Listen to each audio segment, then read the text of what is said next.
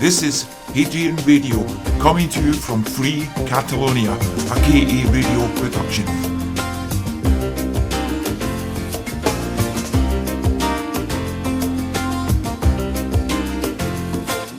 Hello, good afternoon from Radio Hadrian. This is our very first broadcast and we welcome you. We're broadcasting to you from north of the border, north of Hadrian's Wall, courtesy of KA Radio. Okay, so what are we about? Radio Hadrian.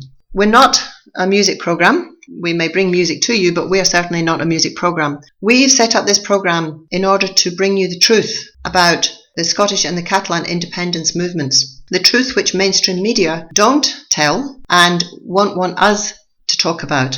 We are very opportune in the timing of our first broadcast because this is hot on the heels of the UK general election with very interesting results and a loss of seats for the SNP. Whilst they still have a reasonable number of seats, they have lost enough seats to cause a lot of discomfort in Scotland. And why this has happened is questionable. It's highly likely that this general election was rigged, but we'll go into that perhaps later. The SNP have also lost two key figures in their Westminster numbers. That is Alex Salmond, former First Minister, and Angus Robertson, current Deputy Leader of the SNP. Both of these people are members of the Queen's Privy Council, and that really is questionable. To be part of a party that purports to want independence and be on the Queen's Advisory Council. Okay, so over the coming weeks or months, we're going to be bringing you discussions, chats, information, and interviews with interesting and relevant people from both the Catalan and the Scottish independence movements. The focus for me is obviously on the Scottish perspective, and my interest in this goes back to before the rigged referendum of 2014, when I began questioning things that were being put into place in anticipation of the referendum. I began to be very, very cynical. Prior to that, I had been a massive supporter of the SNP and a lifelong member of it. I'm no longer that. I'm no longer either of those things. And so I began questioning things. And of course, when you question things, mainstream media don't like it. And a lot of people who support the SNP can be quite abusive towards anybody who criticizes the SNP. So what am I going to talk about with you? I'm going to talk about the Yes campaign. I'm going to talk about historic Edinburgh Agreement, which wasn't worth the paper it was written on. I'm going to talk about the rigging of the referendum, about the fixed betting that took place on the outcome of the referendum. I'm going to talk about what took place after the referendum, Nicola Sturgeon becoming First Minister, Alex Salmond's resignation, the meteoric rise to superstar status of Scotland's First Minister, Nicola Sturgeon, which at the time I likened it to Beyonce, as Nicola went on tour giving speeches and really and truly just gave all the appearances of being like a rock star. Then I'm going to go on to the events since then, when we've apparently had a strong voice in Westminster, courtesy of the 56 MPs that the Scottish voters put into Westminster in 2015. And that was the last time I voted for the SNP. That was the last time I put my faith in them. Although at the time I didn't have faith, but I thought, well, let's see what happens. There was nobody else to vote for. And so over those 2 years, we have watched the SNP in Westminster do nothing for independence. Absolutely nothing. In 2 years, nothing. Albeit some of them are good MPs for their local constituencies, but they're not doing anything for independence. And they are part of the Scottish National Party, which is the Independence Party in Scotland. In those 2 years, we have watched all sorts of shenanigans going on with the Westminster MPs, who I have to say are playing a very nice game along with the establishment in the UK. They are part of the Westminster establishment. They are part of this game. They have no intention of delivering independence to Scotland. They are dangling a carrot in front of independence-minded people. And it's always a game of, yes, maybe we'll have a referendum. Oh, we'll wait till this has happened. We'll wait till this has happened. Oh, well, we can't have a referendum now because of the outcome of the general election. There's always a reason. why it's going to be put off and put off and put off. But the real reason is that they have no intention of delivering independence to Scotland. The only way Scotland is going to get independence is by the people, through the people rising up and declaring independence, going for UDI, Unilateral Declaration of Independence. And no, this does not imply that Scotland becomes another Northern Ireland. That is not what it would be about. There are peaceful means of declaring independence. Through this programme, I hope that we can stimulate and motivate people to start opening their eyes and looking at the reality of the independence movement and the corruption and the sad fact that a lot of people put faith in members of their MPs, SNP MPs, to deliver independence, and they put continual faith in it. And that faith is being let down time and time and time again. The SNP are betraying Scotland. They're not looking after independence. They may have done some small things, some good things in their time, but they are not doing what people want them to do, and that is to deliver independence. So this is the way this program is going to go. So I hope you will find this interesting and stimulating, and it will make you open your eyes. We're going to be open to feedback, always a good thing, and suggestions. Any suggestions at all. Feedback, constructive criticism, please. And we'll set up a forum for that to take place. We're not a talkback radio program, so we're not going to give you a phone number that you can call in and have a chat with us. We can't do that. But we will set up a forum, a platform or something like that, so that you can have your say, because this program is for you, it's for the people. This is to generate a people's movement so that Scotland, Scotland's children of the future, have a free country. Next week, week 2, I'll bring you an interview with David. In 2016, early May, David embarked on a hunger strike as a protest about the corruption in the Catalan and the Scottish independence movements. His efforts were stopped very suddenly when he was incarcerated in a psychiatric hospital here in Barcelona. That's a story he's going to tell us next week. It's only served to make him stronger. They didn't beat him down. He's still here and stronger than ever to take the fight further. So when are we going to be broadcasting? On Sundays at 3 p.m. in Scottish time, 4 p.m. in Catalan time. So we very much hope that you will join us. Very much look forward to your company. Thank you.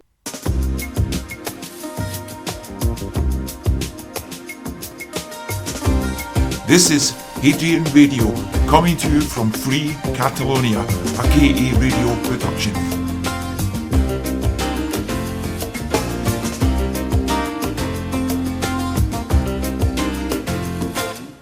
Good afternoon, Scotland and Catalonia, and to everybody listening to us anywhere in the world. I'm David Raventos.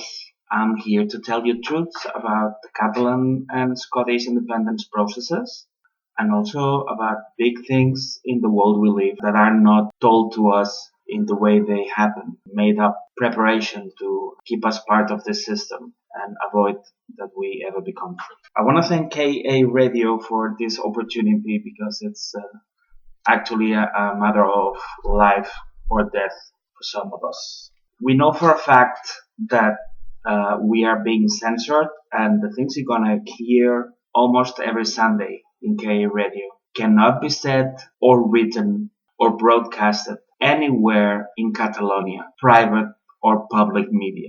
We know this for certain because we've spoken with journalists who write in newspapers who've told us that absolutely nothing that is contrary to this make-believe Catalan independence process that is a merry-go-round that's taking us nowhere. Nothing against this process can be said in Catalonia. And more specifically, we know that my case and the things that happened to me last year when I was on a hunger strike and I was criminally interned in a hospital to silence me, they cannot be broadcasted in TV3, which is Catalan television. It's the television of choice for most people who are for independence in Catalonia. And we have it from 3 different sources. When my friend Gerard asked me as the camera person of TV3, the Catalan television, if they knew about it, they said, of course we know about David Raventos. And then he asked, and why don't you talk about him in TV3?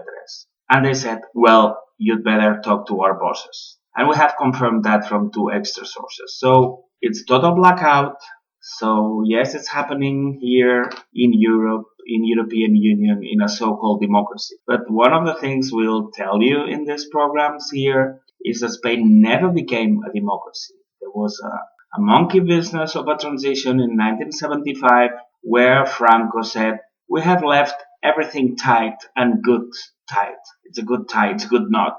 What in Spanish would be, lo hemos dejado todo atado y bien atado. So as we say, no real transition to democracy happened in Spain. Nobody went to prison. Nobody had to apologize for what they did during 40 years. Nobody lost the money they had made on the back of innocent Spanish and Catalan people. And now, here from Radio Hadrian, this program that bears homage to Radio Pirenaica, which was a radio that from the 50s to the 70s was broadcasting the truths that you couldn't broadcast in Francoist Spain. Now we're gonna tell the truth to Catalans, to Scots, and to everybody there in the world.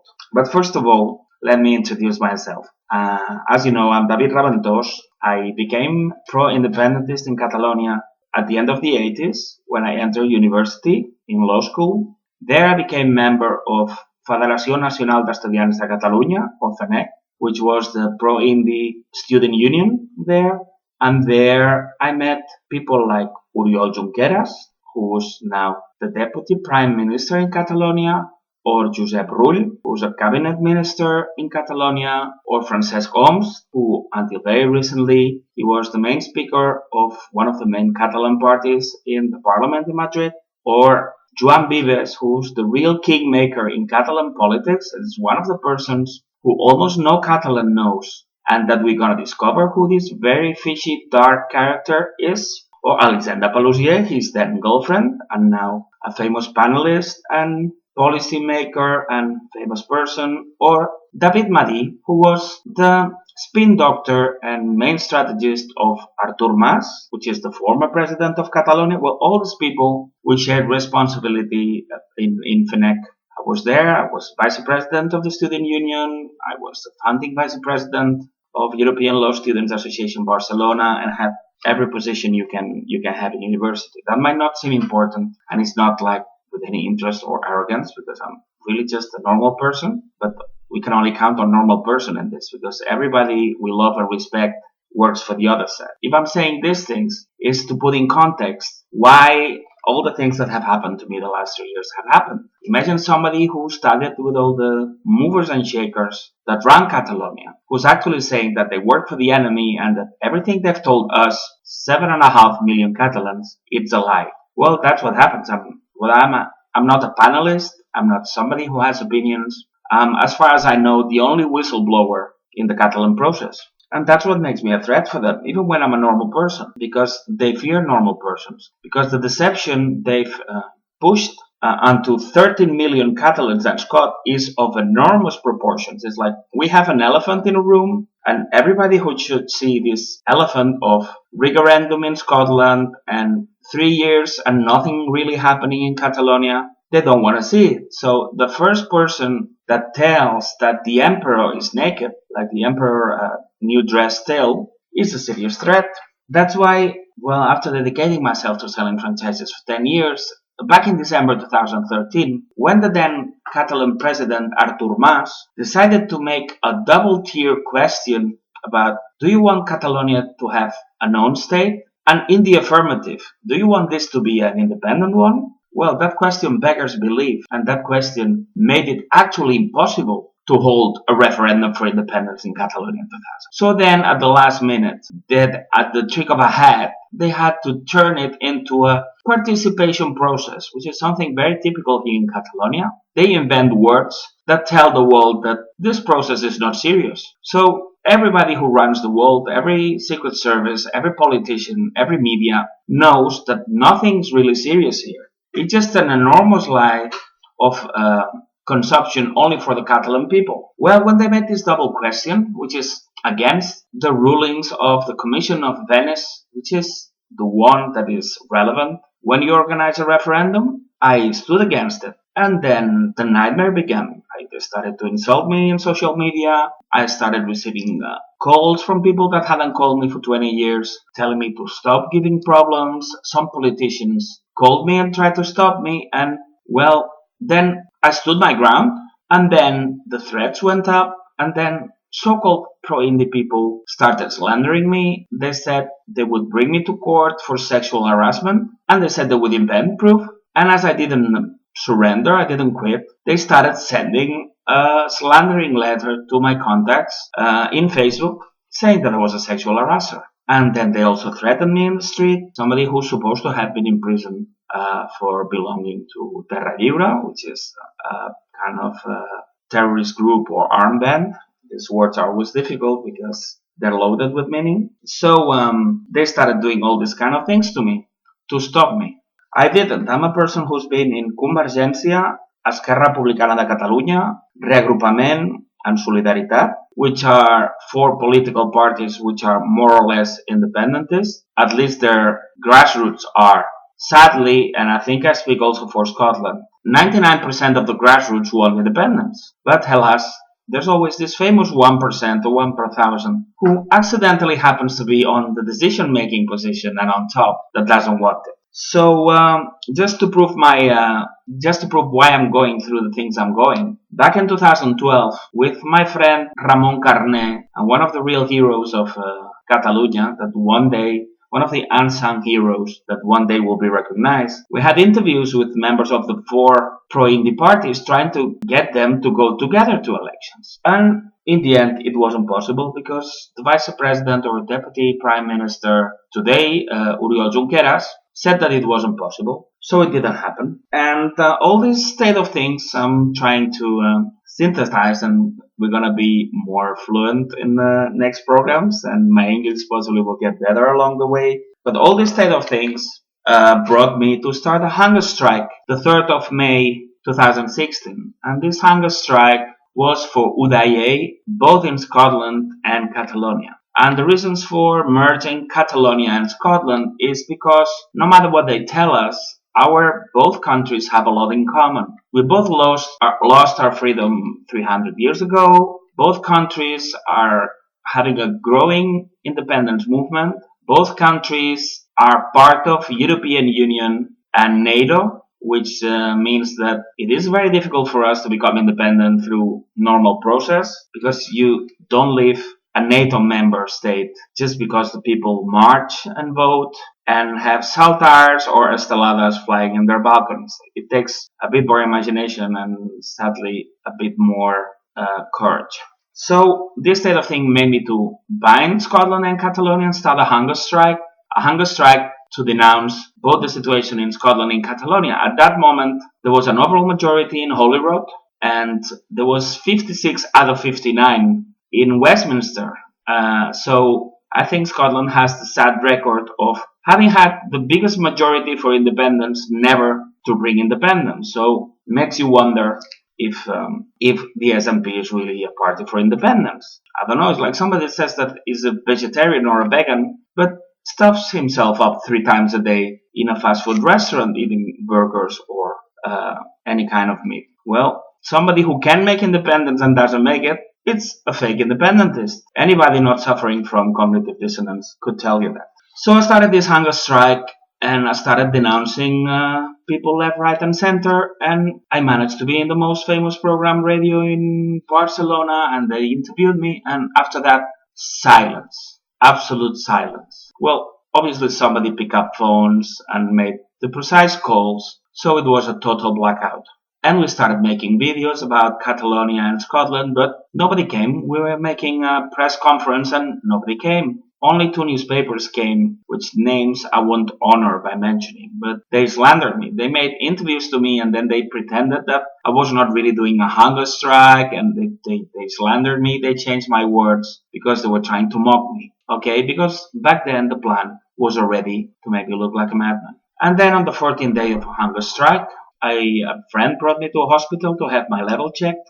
I have to say that for 3 years they had been telling me if I didn't stop my fight, they would get in contact with family members and they would get me locked to silence me. And a few days before it happened, some so-called independentists were spreading words that I was mad, and they were saying it to my friends, they were spreading it in social media, and they were mentioning people that had been with me in Fenech, in the student union I mentioned before. 25 years before, and then my nightmare really started. It was the birthday of my daughter, and I went to the hospital to get a checkup, and precisely to confirm that I had never had anything to do with psychiatry. And they locked me in a box. They took away my phone. They communicated me, and they interrogated me in a tremendously weird way, almost asking me if I saw green men and if I thought Elvis was alive and kicking. And it was total setup. It was a trap.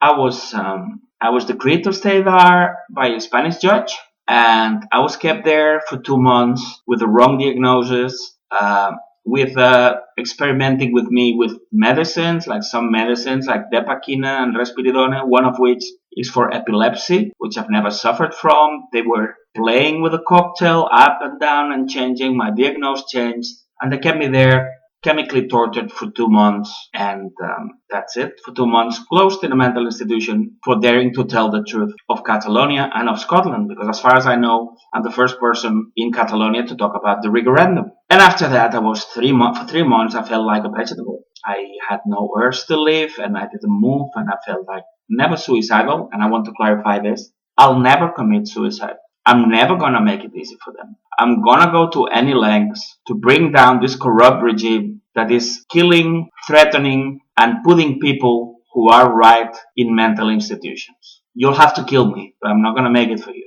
okay? We're gonna win this, and these people deserve independence. Sorry that my introduction got a bit long. I hope I haven't put everybody to sleep. But I need to clarify who I am so you can give some credit to the things that you're gonna hear in the programs to come. Not only about Scotland or Catalonia, but there's a lot of things that normally you cannot hear in mainstream media. About 9/11, about 11th of March 2004 in Madrid, which was the Spanish 9/11, which was also not what they've told us.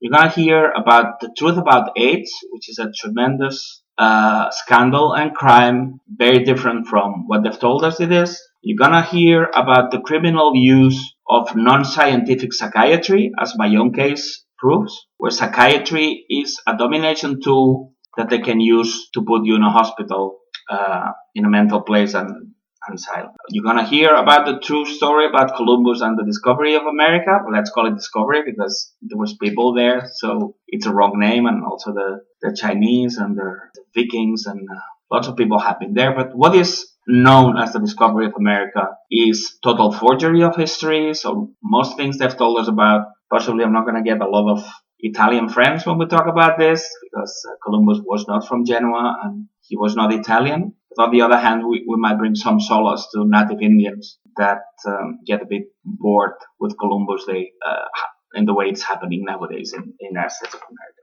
So these next days, or in the programs to follow, we're going to talk a lot about the bad guys that are making independence almost impossible. Because as they said, we made it because we didn't know it was impossible. Independence is going to come to Catalonia. Independence is going to come to Scotland. And I don't think it's going to take a lot of months. It only won't happen through the processes as they are devised. I want to talk about heroes today, Catalan and also Scottish heroes of the independence. I want to talk about Joan Carretero, who started his own party, but has been brought down by the same people who have been acting on his back and bringing him down, setting up clone parties and bursting his regroupament. I want to mention Ramon Carné, my friend, an entrepreneur who set up Cercle Català de Negocis, which was the first Catalan lobby for independence, and he was changed by somebody who, in my opinion, works for Spain, and they did everything to make him stop what he did. So I want to honor Ramon Carné. I also want to have a mention for Carles Mascort, which was candidate to be mayor in the city of Girona here in Catalonia, and he and his family was threatened with death, and he decided to quit, and that accidentally ushered in Carles Puigdemont, which 10 years on, and also in a very strange assembly where members of a splinter party drew 1,500 to 1,500. And then Carles Puigdemont, 10 years after being lucky enough to have somebody who was threatened with death, bang, he becomes president of Catalonia only with the votes of 36 anti-system coup members. And that was it. So it was a silent or velvet coup. So I wanted to remember Carles Mascort. Also to Enrica Insa, which was one of the founders of Assemblea Nacional Catalana, short ANC, nothing to do with African National Congress, but which is the grassroots movement supposedly not run by political parties. Well, Enrica Insa was one of the founders, but he found out some very wrong shenanigans inside ANC, Assemblea Nacional Catalana, and now he's, I wouldn't say disappeared, but hard to find and not in the process anymore. I want to mention Luis Botinas, who in his program La Gota Catalana, not only he talks about Catalan history, but he defended my case while nobody else did so. Or Amadeu Clavé, who has been threatened and blackmailed into stop talking about me when I was locked inside the mental institution, so he also deserves to be mentioned, Amadeu. To Andreu Mas del Blanc, who's broken this censorship and has risked his job and maybe more by doing an article saying how politicians stole independence from the people. So, homage to Andreu Mas del Blanc. To Gerard Aimí, my friend and companion, who never deserted me, and he tried to knock every door, and all the doors of people who are supposed to be there for independence were locked or closed in his face. And most of all to Delia Forrest, my partner, who helped me go through 2 very terrible months there in the hospital and 3 months worse than that after that happened. But there's millions of heroes without name, both in Catalonia and Scotland. I'm thinking now of the millions of grassroots in Assemblea Nacional Catalana, the grassroots members in Convergència, now PDeCAT, the grassroots members in Esquerra Republicana de Catalunya, the grassroots members in CUP.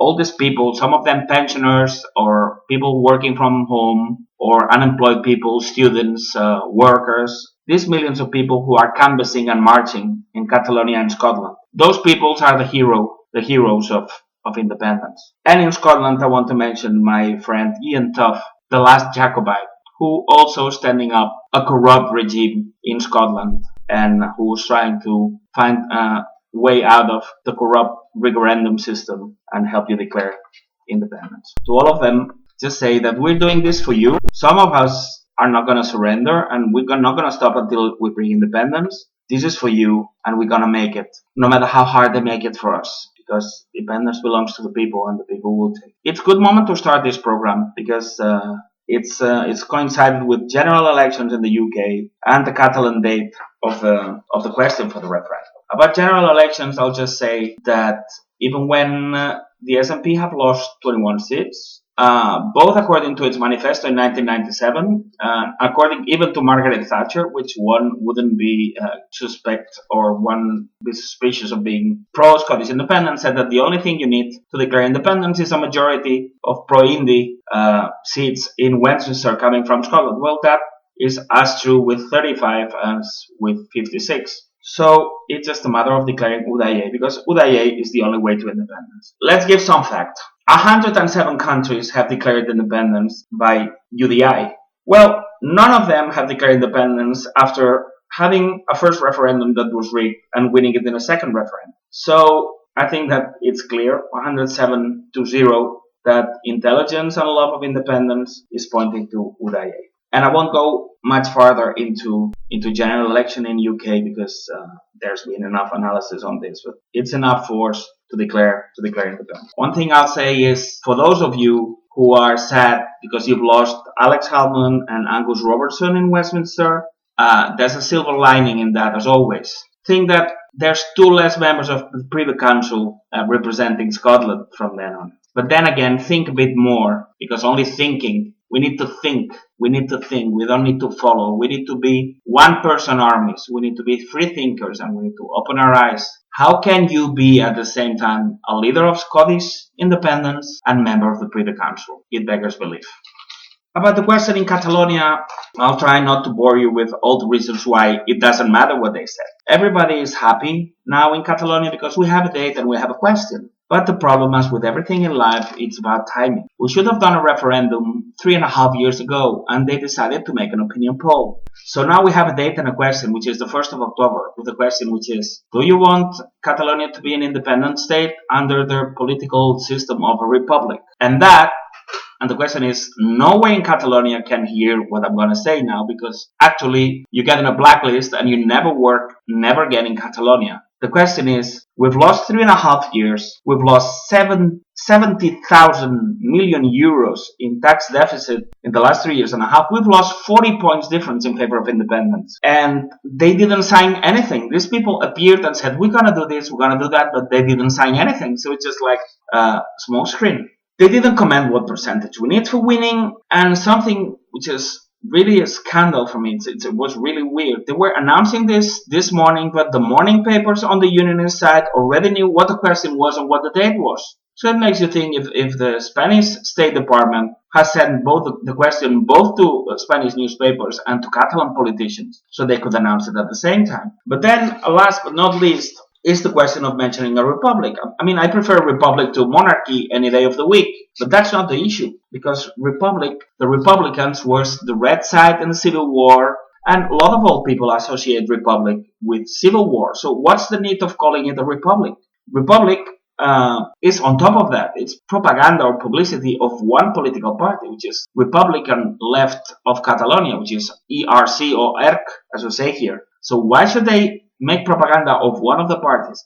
Bit fishy. And this is about independence. So the most relevant one, and I don't want to bore you with things, the important thing is the grass always looks greener on the other side, and that's why we need to be local. We have to act local, but we have to have a global vision. They're deceiving Scots by telling them, oh, we wish we were like the Catalans. They march and they have millions on the street and they have their own media and they have everything. And Scots people wish they were Catalan. And in Catalonia is the country. Oh, we wish we had Democrats like David Cameron who will let them make a referendum. But then it's a referendum. So we need to open our minds and we need to realize that it's all a fraud. They're taking us for the biggest ride of our lives. 13 million Europeans. And we need to open our eyes. And it's not about referendums. Quebec lost twice. Scotland lost once. Catalonia is about to lose. So no referendum brings independence. To finish with this question about mentioning a republic in a referendum of independence, two wrongs don't make a right. Spanish were forced to accept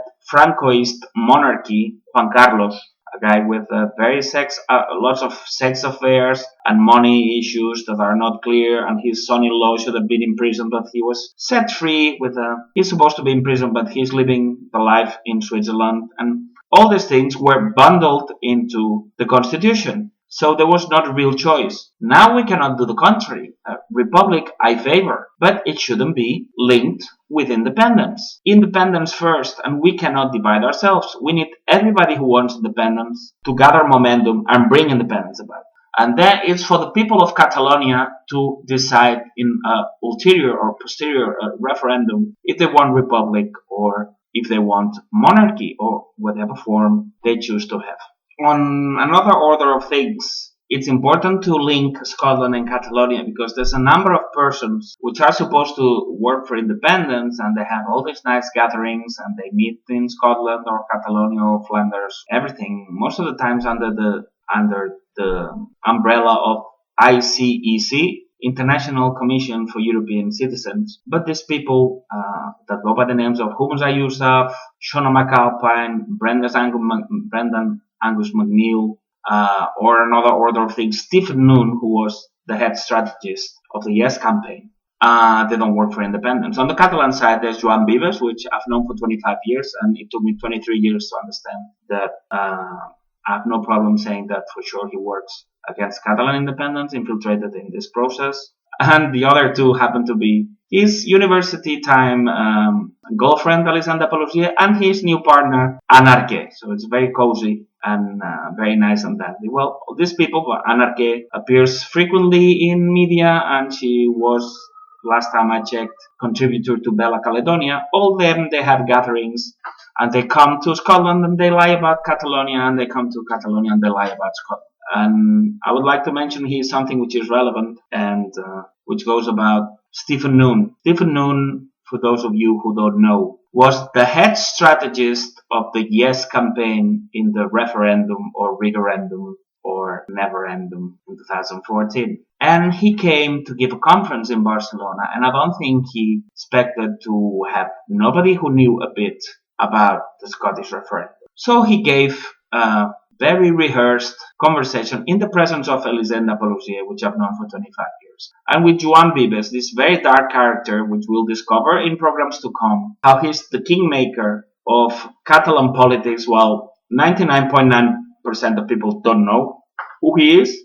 And before the time of selfies and new technologies, it was very hard to find a picture of him, as is normal with a spy, as he is. He was at the door, like as always does, checking who comes in, out, who talks with who, and all these things that information services like to gather. And there Stephen Noon was one of the 40 people attending, and he started saying how we almost won the referendum. And he mentioned, oh, what a pity that the BBC was biased, and what a pity we don't have our own media, or how the vow kind of took the indecisive people to the no side, and if we had had media, and they threatened people that were from other countries. Well, all those things, though being true, are not the real reason the referendum was lost. And he also never mentioned UDI, and he said with a lot of foresight that the next possibility for a referendum would be in the eventual case of Scotland voting different than England would about Brexit. Well, it happened, and referendum is supposed to be on the table again. And he gave us this very well-rehearsed speech. The problem for him was when I took the microphone after and said, like, very nice for giving us the official explanation, but as so many other times, the official truth is a complete lie, because I said, yes, the people of Scotland voted for independence. The betting houses tell us that the odds were totally what it happens when somebody has inside information. You had people from England betting £900,000 to get only 300,000 in something that was supposed to be even. Who would bet on a heads or tails 3-1 when, unless you know that it's both heads? So it was rigged, and everybody who's in the betting world knows.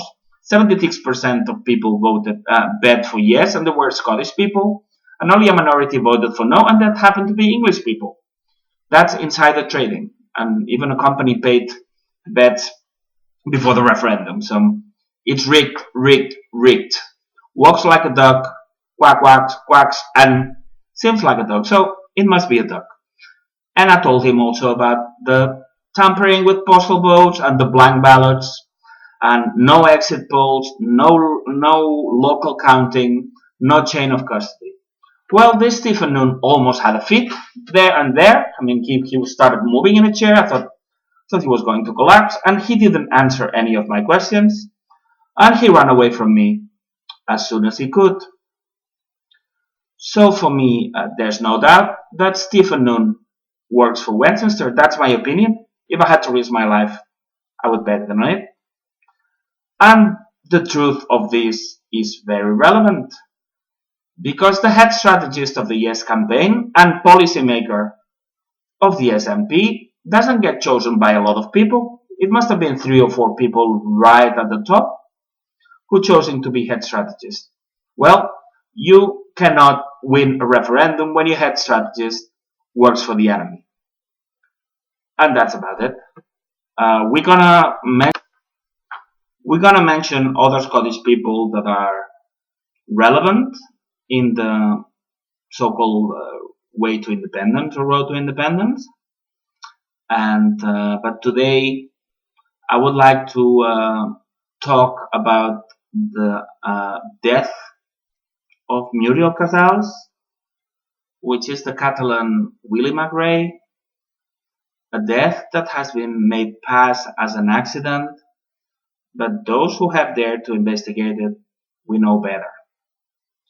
First of all, and in these programs, we're also gonna try to decode. They manipulate us in such a way that the powers that be, they not only have police and judges and psychiatrists and hospitals and media and everything. They have everything. So they manipulate us. They have social psychologists. They have sociologists.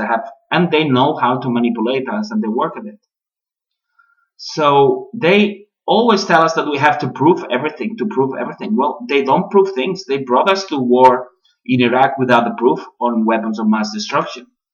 And they promise that they're going to create jobs or bring down taxes or something, and they never provide proof. It's just their narrative. They say that and they never have to prove anything. So that's not true. I'm sorry. We don't need to bring proof that the referendum was rigged. We don't. Because we're not equal. An individual person is not equal to the United Kingdom power.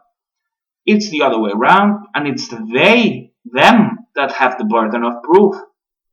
UK had to provide a system that made rigging impossible, with exit polls, no tampering with postal votes, no IDOCs from a Tory member of parliament being in charge of it, not all these things. It's their obligation to make a system that is clean and not open to rigging. This is not equal sides. This is not court. This is politics. We are not proving something in court. We're telling the people the truth. And this applied to the case of Muriel. They say, oh, what proof do you have? Catalonia is not a democracy, and it's inside Spain, which is not a democracy. So we have to see these things as under a dictatorship. And I'm going to give you the main facts about Muriel Casals. And I think it's the first time that people in Catalonia are going to hear very relevant things about Muriel Casals, which is one of the most loved people in the independence movement. Muriel Casals, which had a life of belonging to PSUC, which was a socialist party which put together everybody who was against Franco. She became relevant for independence when she became the president of Òmnium Cultural. Òmnium Cultural is an institution that has nowadays around 40,000 members, which is supposed to defend Catalan culture. But from 2010, in 2010, it was the first 1 million people march in the streets of Barcelona, when the Spanish Constitutional Court, which would be equivalent to Supreme Court in other countries, brought down to pieces the statute, or it's the covenant that puts the relationship between Spain and Catalonia. That's our law frame of how things work. And that was smashed by Spain. So the people in Catalonia were angry. And for the first time, the cry or the shouts of independence were heard in Barcelona. And it was Òmnium Cultural that organized this demonstration. And Muriel Casals was just president then. Then we had more than 1 million people march in 2012, 13, 14, 15, 16. So that's going to get us into the Guinness World of Records, but that hasn't got us any closer to independence. So forget about marching. We better start thinking and acting. Well, Muriel Casals, then after all this, she went in parliament in something called Junts pel Sí that got 62 seats. Then another indie party called CUP got 10 seats, and that made a total of 72. And they had promised us that they would declare independence if they had a majority of 68. So they lied to us. We gave them a mandate that, following the footsteps set by the International Court of Justice in the case of Kosovo, that was given in the 22nd of July of 2010, which it's actually the same month that the first million march in Barcelona happened. So things were gathering momentum. They promised they would deliver independence. They said nothing about referendums because, let's make it clear, referendums don't bring independence. They don't. UDI brings independence. Referendum is something that has a triple objective. It keeps NATO member states together, like Canada with Quebec, like UK with Scotland, like Spain with Catalonia. That's objective one. Second, it keeps the imagination, the pretense that we live in democracy. Oh, we did a referendum and people voted no. No, they didn't vote no. It's just rigged. The system don't play dice.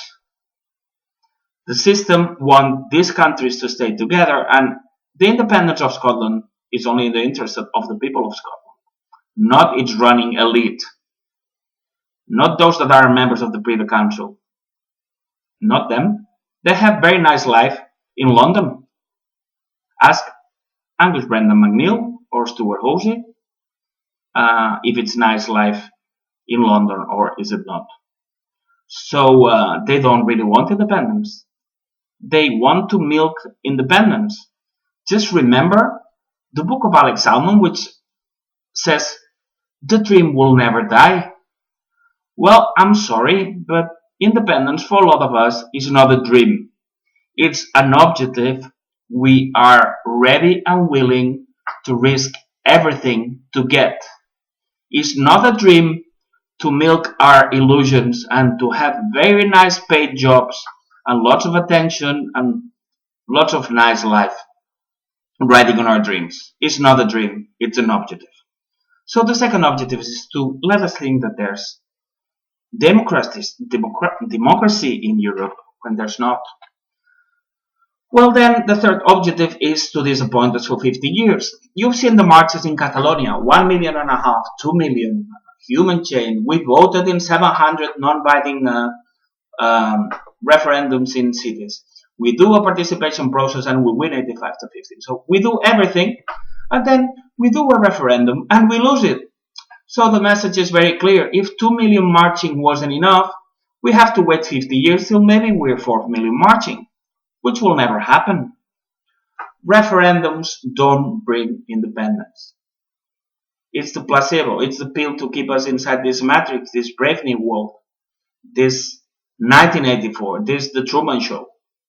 It's never been so easy to win a peaceful revolution. You just go and watch 4 films and then you understand how they're playing with us. So referendums don't bring independence. So the question is, we had to have UDI.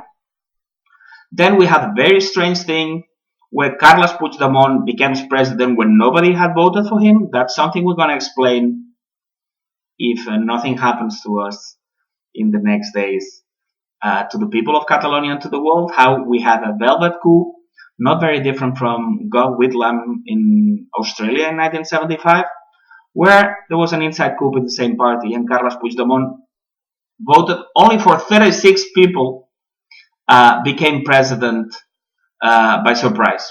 Well, surprise to the grassroots people, of course, not surprise to the powers that be, that had been scheming for it at least 10 years before, when somebody was threatened and paved the way for Carles Puigdemont. So very shortly, this Muriel Casals was in charge of the Constitutional Commission in Parliament. That was the 26th of January. Remember, no referendum. They were supposed to declare independence in 18 months, but no referendum, only after declaring independence. That's the 26th of January 2016. Then the 30th, she says that the roadmap stays as it was planned, and there's a television video saying that the 30th of January 2016. The same day, she goes to the radio and says, we should expect the weirdest things from Spain. We don't know how they'll react at this moment. 30th of January, the road stays the same.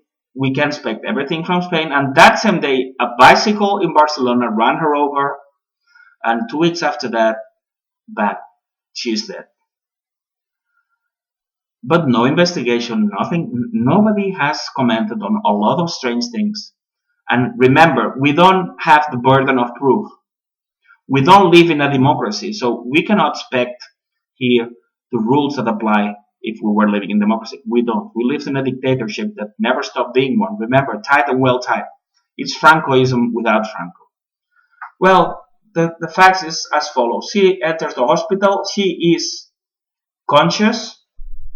We have proof of that. In her biography, it says that for the first hours she was conscious. Then, 10 days after that, there's a communication from saying that herself in person and her family are thankful for the attention she received. And then 3 days after that, she's declared dead by very relevant people who, Twitter, they declare her death. Then at night, in the 13th of February, but then it happened not to be true. And then she was declared dead 3 hours after that. And most media had declared her dead when she was not. Can you imagine JFK being declared dead 3 hours before he was shot? Or being announced at the 9/11 3 hours before the planes hit the tower, somebody announced that a plane had hit. Strange, isn't it? But there was more to come, because then Catalan TV3, the public television that is run by the government, said that she had been in a coma since she entered the hospital. Which first is a lie, because her biography says she was not. So it's lied on one side, but 4 days before that, there's a communique saying that herself and the family thanks people for the attention. Well, people in a coma are not known to sign declarations like that. So there's something totally weird here. But on top of that, there's 2 articles from the same person, Matthew Tree, an Englishman, that is very known in Catalonia because he speaks Catalan. It's very easy to infiltrate Catalonia. When some foreigner learns Catalan instead of learning Spanish, we all fall for it, and we are he's our idol and we admire him and whatever. Because we don't realize that the people who speak better languages are spies or agents. They get the best teachers. And this guy made 2 articles. One in El Punt Avui, which is run by one of the best friends of Carles Puigdemont, the president of Catalonia. And another article in Catalonia Today, which one day we'll go into detail, but is run by no less than Marcela Topor, the wife of the Catalan president. Okay, so this Matthew Tree, which I took to be a friend of mine, but later I discovered he wasn't, makes 2 articles in which he lies blatantly, saying how normal is to die in Barcelona, run over by a bicycle, which is totally not true. And that, for me, is covering up for a state murder. In the meantime, a referendum that was nowhere in the roadmap has appeared. And you Scottish people, like Quebecois before us, and like Catalans, we're gonna learn soon. Referendums don't bring independence. Was it necessary to murder Muriel Casals to give us a referendum? In my opinion, yes. But the worst thing is that no media has commented on any of this, which on itself proves that she didn't die of an accident. Because all these things are put together. I'm not even a journalist. How can it be that in a country where a lot of people suspect of this death, remember, we've had Franco, we've got a criminal squad organized by government 20 years ago, which was called GAL. We had Philip V genociding people in Catalonia 300 years ago. We've had Spanish Inquisition. We've had all these things, and normally, if we had not been brainwashed by media, the immediate reaction when somebody dies run over by a bike, and it happens to be the person who's risking the Spanish unity, normally we would think something strange is. They've made us think that Russia is not a democracy. Can you imagine the case? A fierce oppositor of Putin dies run over with a bicycle in Moscow. And there's 2 articles defending how normal it is to run over, die because a bicycle runs you over. And they're written, one in the newspaper of a friend of Putin, and the other in a newspaper set up by Putin himself and who's directed by his wife. Everybody would be crying that it's murder everywhere in the world. Well, I think Muriel Casals was murdered.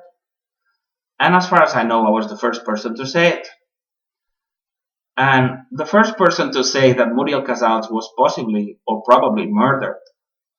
That's a hunger strike a few months after that. And when he goes to a hospital, he gets wrongly diagnosed, chemically tortured, kept there for a few months, and pushed to commit suicide, which I clarify again, I'll never commit. Well, it's your decision, but for me, that is a clear definition of what a dictatorship is. I hope I haven't bored you to death. I want to thank you for bearing with me. We're going to start a revolution in Catalonia, and it's going to be the people who's going to make it. We're putting together the people that have been marginalized by this criminal regime, and we also have people who are regretting belonging to this regime from the inside, which are giving us information, and some of them are just scared of coming out. We are organizing ourselves. We're gonna do the thing at the right time, and we're gonna demolish this criminal regime from the inside. And that's gonna happen in the next months. And if some of us don't see it to the end, it doesn't matter, because better people than us will finish the job. And Catalonia will be first. And then Scotland will realize that it's the same script and it's the same trick. There's nothing better to avoid independence of a country than put a so-called independentist president that doesn't want independence. And that's happened to Catalonia, and that's happened to Scotland. In the next week, we're going to blow your minds with the things nobody has told you about Scotland and Catalonia. Thanks. Let's do this. Guanyarem.